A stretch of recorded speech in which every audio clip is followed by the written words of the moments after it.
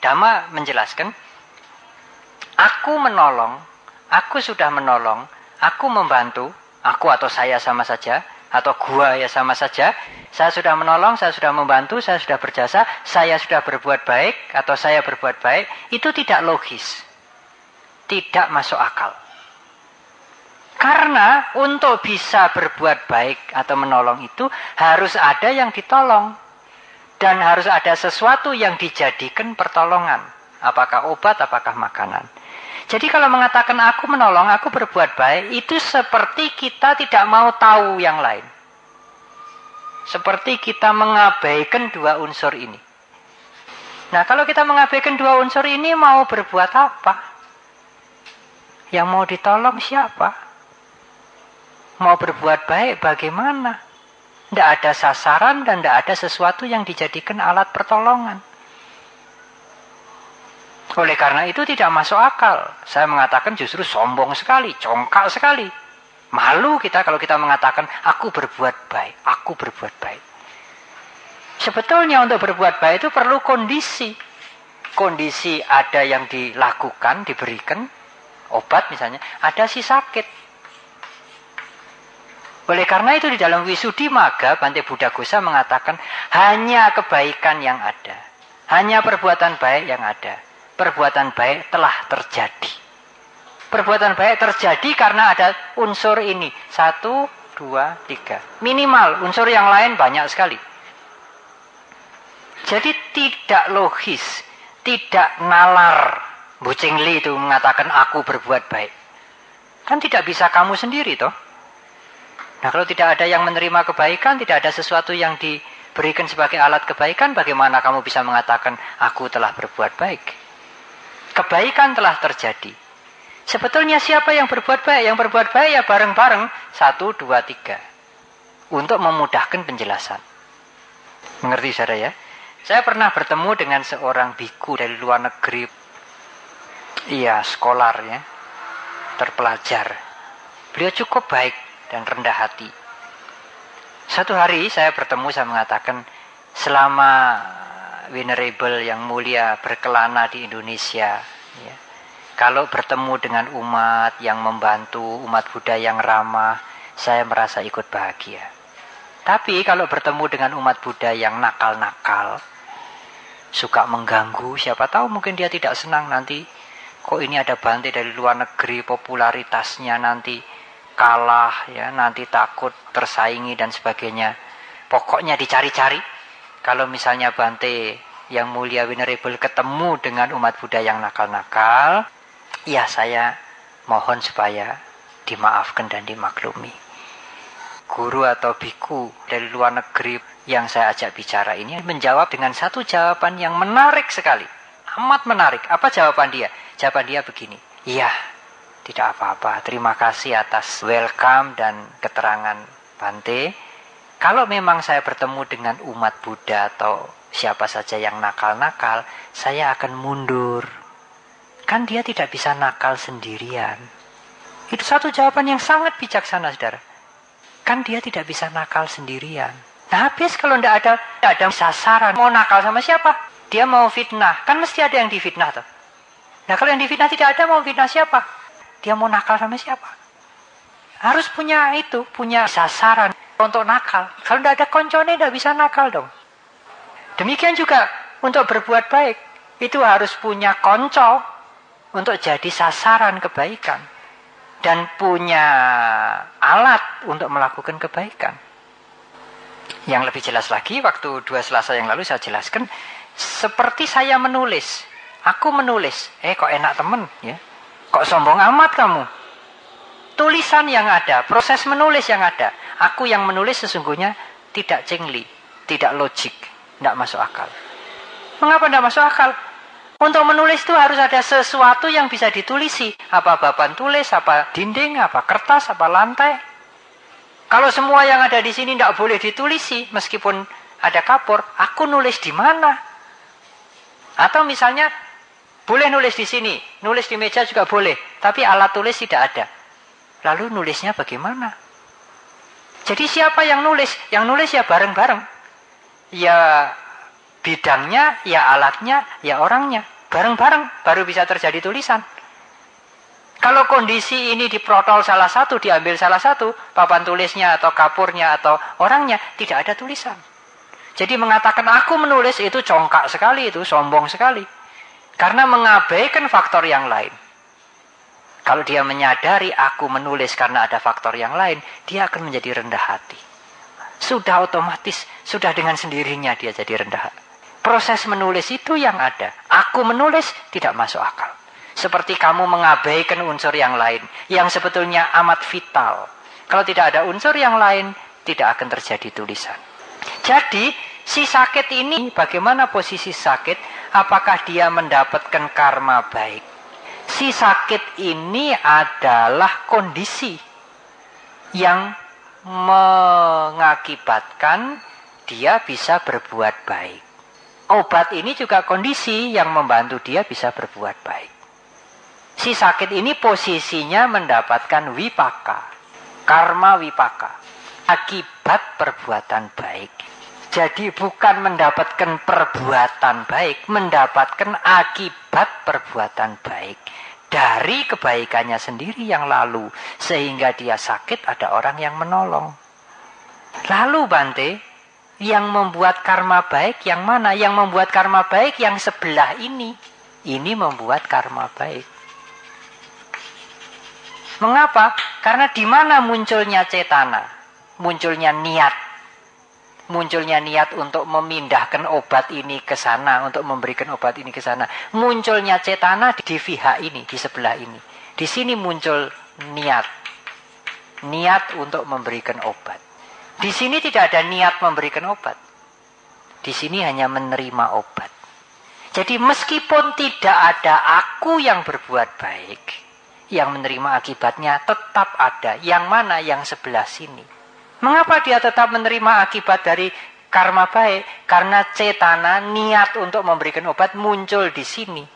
Obat tidak punya niat untuk memberikan dirinya kepada orang sakit. Obat itu benda mati. Dia tidak punya niat untuk menolong orang sakit. Yang punya niat sebelah situ orang ini. Sehingga obat ini dipegang, diantarkan, diberikan kepada orang sakit. Maka sebelah ini yang menerima wipaka besok, kelak kemudian. Yang menerima akibat kebaikan bukan obatnya, bukan si sakit, tetapi yang orang ini. Si sakit ini menerima akibat karma dari perbuatannya yang lalu. Dia memberikan obat ini pacaya ini. Jalaran. Dia terima obat ini wipaka. Hetunya di mana? Oh, hetunya yang lalu. Kita tidak bisa tahu yang mana sehingga dia sakit ada orang yang menolong dengan cuma-cuma, tidak usah beli obat dan sebagainya. Bante, kalau orang ini menusuk orang ini, mengatakan aku menusuk itu kan tidak logis, tidak masuk akal. Kan sama saja, betul sama saja. Tidak masuk akal mengatakan aku menusuk, aku berbuat jahat. Yang ada hanya kejahatan. Kejahatan telah terjadi. Kalau begitu kan tidak ada akibat karmanya, Bante. Kok enak? Lah kok enak? Apakah dengan tidak ada aku yang berbuat jahat lalu tidak ada akibatnya? Kok enak? Hukum Dharma tidak mengenal tidak ada akibat. Semua perbuatan berakibat. Kecuali ada karma lain yang intervensi, yang menindih. Sehingga kekuatan ini tertindih, tidak berakibat. Tetapi kalau tidak ada karma lain, kekuatan lain yang intervensi, pasti ada akibatnya. Bante mengatakan, aku berbuat baik tidak masuk akal. Karena tidak ada aku yang berbuat baik. Ini hanya proses kebaikan. Karena kebaikan itu memerlukan obat, memerlukan orang sakit. Dia tidak bisa berbuat baik sendiri. Jadi siapa yang menerima akibatnya? Yang menerima akibatnya tetap ini. Karena cetana muncul di sini. Demikian juga aku membunuh. Itu juga tidak masuk akal. Karena untuk membunuh itu tidak bisa sendirian. Untuk nakal itu tidak bisa sendirian. Kalau tidak ada musuhnya yang dinakali siapa? Jadi tidak masuk akal mengatakan aku membunuh. Yang ada adalah pembunuhan. Proses pembunuhan. Pembunuhan telah terjadi. Tapi bukan berarti tidak ada akibatnya. Pasti ada akibatnya. Yang terima akibat yang mana? Yang terima akibat yang di sebelah ini. Mengapa? Karena cetana muncul di sini. Niat untuk memasukkan pisau di perut orang muncul di sini. Ini menjadi korban. Ini menerima wipaka. Akibat. Dari mana? Dari karmanya yang lalu. Dari hetu yang lalu. Dulu mungkin dia pernah menyiksa atau pernah membunuh. Berakibat sekarang. Orang ini menusuk adalah pacaya. Bisa mudeng ya. Jadi begitulah seperti saya jelaskan 2 Selasa yang lalu. Begitulah sesungguhnya ajaran Dhamma. Kalau sederhana itu memang tinggalkanlah kejahatan. Jangan berbuat jahat. Tambahlah kebaikan. Memang itulah sederhana.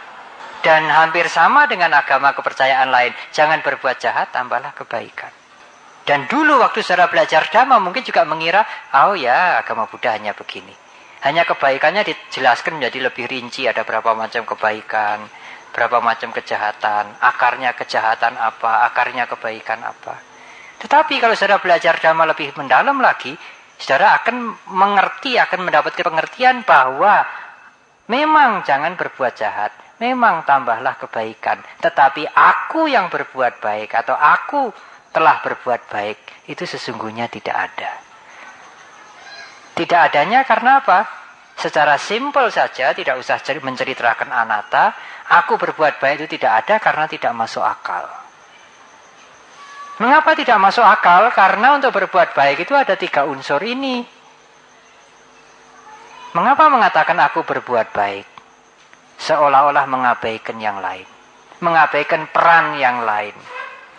Kalau peran yang lain tidak ada, bagaimana dia bisa berbuat baik?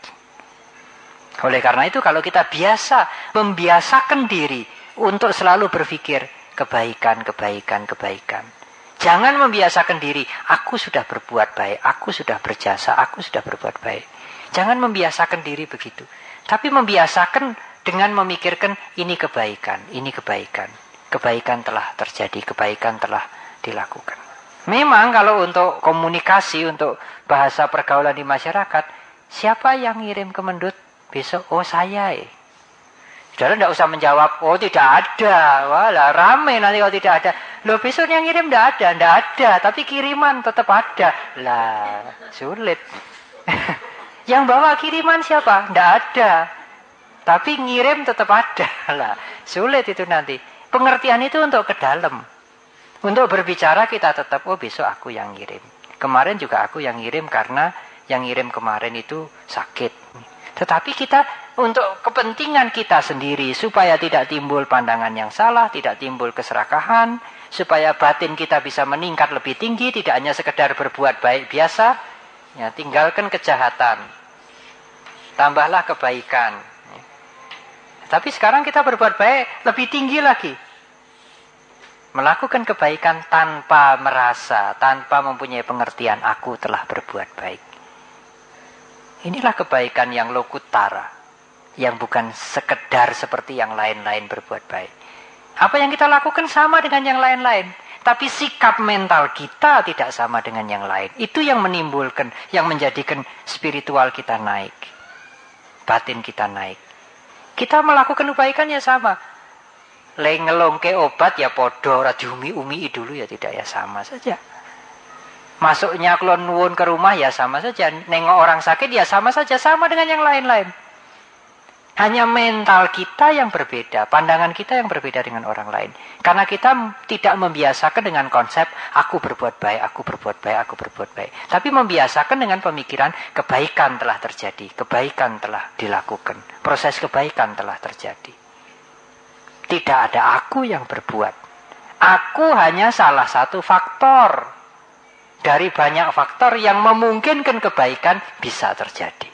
Nah, adanya obat ini ada banyak faktor lagi nih. Si apoteknya, si tukang buatnya, si tukang belinya ke apotek.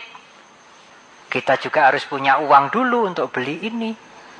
Untuk ke rumah sakit harus ada becaknya, harus ada sopirnya, harus ada mobilnya, harus ada orang yang sakit, dan sebagainya, dan sebagainya.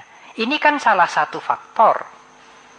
Jadi tidak masuk akal mengklaim aku menolong orang. Toh dia masih menyebut orang. Aku menolong orang. Jadi ada orang lain kan? Iya, lah iya. Nggak fair mengatakan aku sudah menolong. Menolong siapa? Menolong orang. Berarti ada orang lain yang kita perlukan untuk berhasil melakukan ini. Jadi klaim aku berbuat baik, aku menolong, aku berjasa, aku mengabdi, aku membantu. Klaim itu tidak valid. Klaim itu tidak masuk akal. Dengan kalimat yang tajam, sombong kita. Sombong sekali, arogan sekali, malu kita. Seolah-olah kita meniadakan yang lain. Seperti saya contohkan, aku sudah memberikan dhamma kelas. Aku sudah mengajar dhamma. Nah kalau tidak ada yang diajar, mau ngajar siapa? Apa sekian umat Buddha sekian banyaknya ini saya abaikan semua? Yang penting kan aku yang mengajar. Ya kalau tidak ada beliau-beliau ini, aku mengajar siapa? Seperti orang gila nanti. Masih ditambah faktor yang lain. Dhamma yang saya ajarkan kepada saudara. Dhamma itu dari mana? Dari Sang Buddha. Masih ada faktor Sang Buddha. Sehingga kalau saya mengatakan aku mengajar Dhamma, itu tidak fair. Saya mengabaikan Sang Buddha, menganggap Sang Buddha tidak penting, menganggap yang saya khotbahi tidak penting. Padahal ini yang paling penting. Ya kalau audiens ini tidak ada, mau khotbah sama siapa? Dhamma juga paling penting. Kalau Dhamma tidak ada, bahan apa yang mau diberikan? Sang Buddha juga penting. Tidak ada Sang Buddha, bagaimana kita kenal Dhamma? Adanya saya kan salah satu faktor. Sehingga kalau saya selesai memberikan khotbah ini, nanti malam atau sampai besok, begitu saya ingat peristiwa ini, saya selalu berpikir dan menjaga pikiran saya untuk tidak timbul, aku berbuat baik, aku telah memberikan dhamma kelas. Tapi saya hanya berpikir, hanya mengisi pikiran saya dengan kebaikan telah terjadi, kebaikan telah dilakukan. Itu kita menjadi luas sekali. Ya, pikiran kita itu seperti luas, tanpa batas, sangat luas sekali. Tetapi begitu muncul aku, itu menjadi sempit. Meskipun luas tapi sudah ada batasnya. Akunya diperbesar, makin sempit lagi. Akunya diperbesar, makin sempit lagi. Pokoknya di luar agamaku tidak ada yang benar. Hanya agamaku yang benar. Di luar itu salah semua. Loh itu sempit sudah. Nanti di luar sekteku salah semua. Hanya sekteku yang benar. Oh lebih sempit lagi. Nanti hanya di dalam wiharaku yang beres, yang benar, yang rapi. Di luar wiharaku salah semua. Oh, akunya tambah besar, tambah sempit lagi. Lama-lama hanya aku yang benar. Di semuanya selain aku salah semua. Wah, itu akunya sudah lebih besar lagi. Maka lebih sempit lagi. Seperti tidak ada tempat untuk orang lain. Tidak ada tempat untuk orang sakit. Tidak ada tempat untuk obat. Hanya ada tempat untuk aku berbuat baik.